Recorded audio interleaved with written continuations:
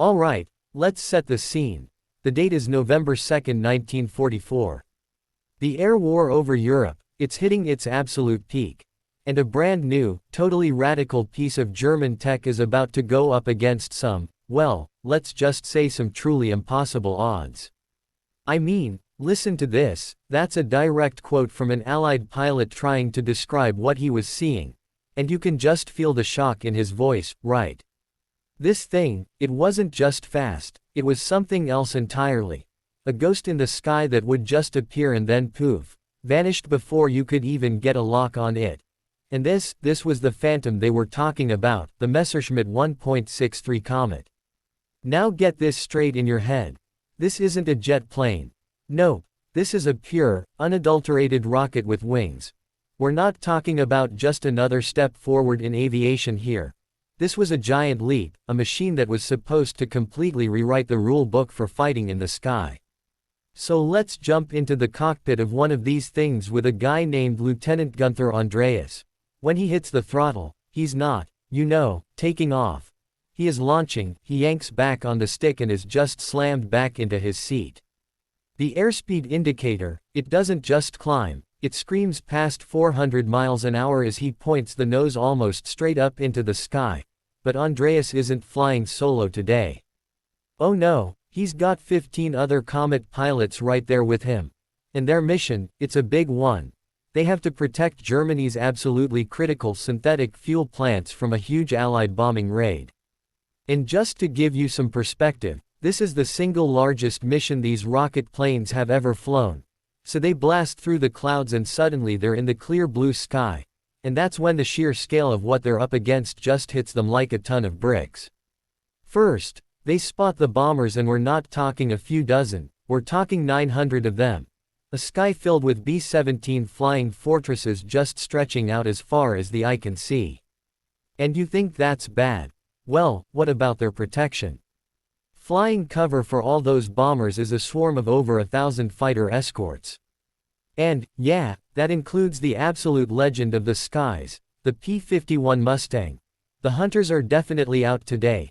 So let's just do the math here. 0.16 rocket planes, 16 flying straight into an aerial armada of 2,000 enemy aircraft. Can you even imagine that? The sheer sight of it, it said that it literally took Andreas's breath away. But you know what? There is zero time to be scared. The Komet was designed for one job and one job only: a single lightning-fast, devastating attack run. Their incredible speed is their only real trump card. It turns what would be a normal dogfight into a blink, and you'll miss it. Battle that's over in seconds. So Andreas slams the throttle forward and dives in.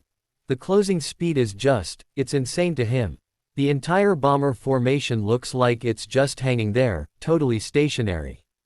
He has maybe a few seconds, that's it, to line up his shot, pull the trigger, and let loose with his two massive 30mm cannons ripping into the wing of a B-17 before he's past them and gone. And he gets hits on target for sure, but it's not the knockout punch he needed. And as he zooms away completely out of range, he has to just watch in total frustration as those B-17s open up their bomb bays and drop their payload right on the fuel plant they were supposed to protect. It just wasn't enough. And this is where the whole fight just flips on its head. See that incredible speed the Komet has? It's a double-edged sword, and its biggest, most fatal flaw is about to be exposed. The tables are turning. The hunters are now the hunted. Okay, so the main battle is now splintering into these two separate intense dogfights happening at the same time.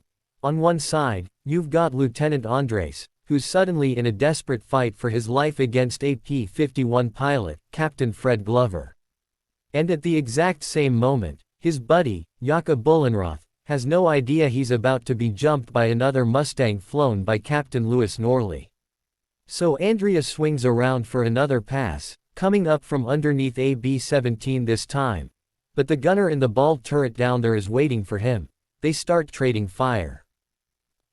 And then bam, a single .50 caliber bullet from the American gunner finds its home.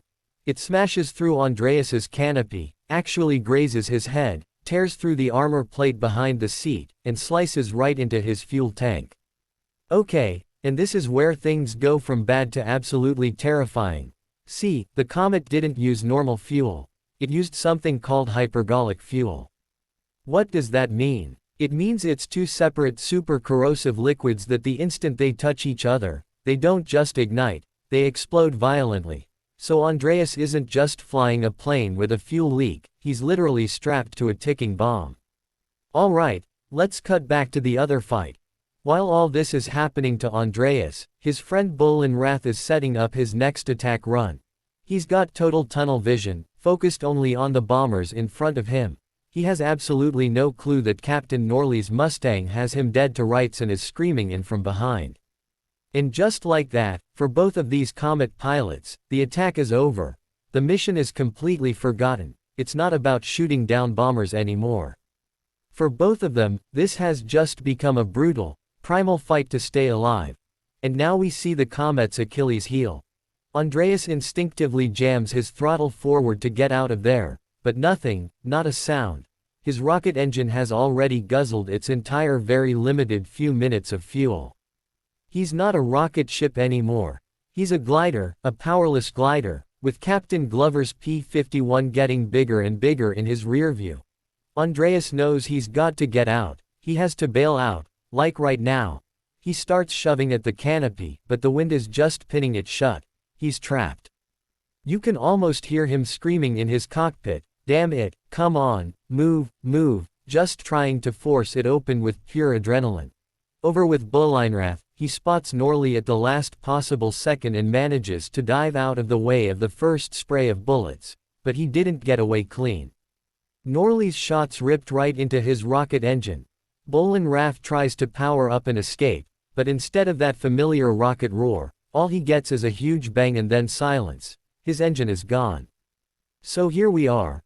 Two German pilots, two Komets in the exact same nightmare scenario. They're both basically helpless gliders with powerful American fighters on their tails, ready to finish the job. But this is where their stories split. One is heading towards an almost unbelievable escape and the other towards a terrible, terrible end. And this is just pure quick thinking. Under the most insane pressure, Andreas has this flash of insight. The wind is what's holding the canopy shut, so what does he do? He pulls back, hard on the stick, forcing the Komet up into this crazy steep climb. The plane loses speed fast. The wind pressure lets up and pop, the canopy flies open. He's at. So Andreas is out. His parachute opens. He's safe.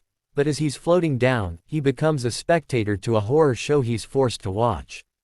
As Captain Norley loops back around for a second pass on his friend's crippled plane, Norley opens up, and his 6.50 cows just shred Bollinroth's Komet from tail to nose. The little rocket plane just rolls onto its back, a plume of fire and smoke trailing behind it as it falls out of the sky. And Andreas is just hanging there in his parachute, watching, just praying he'll see another chute open.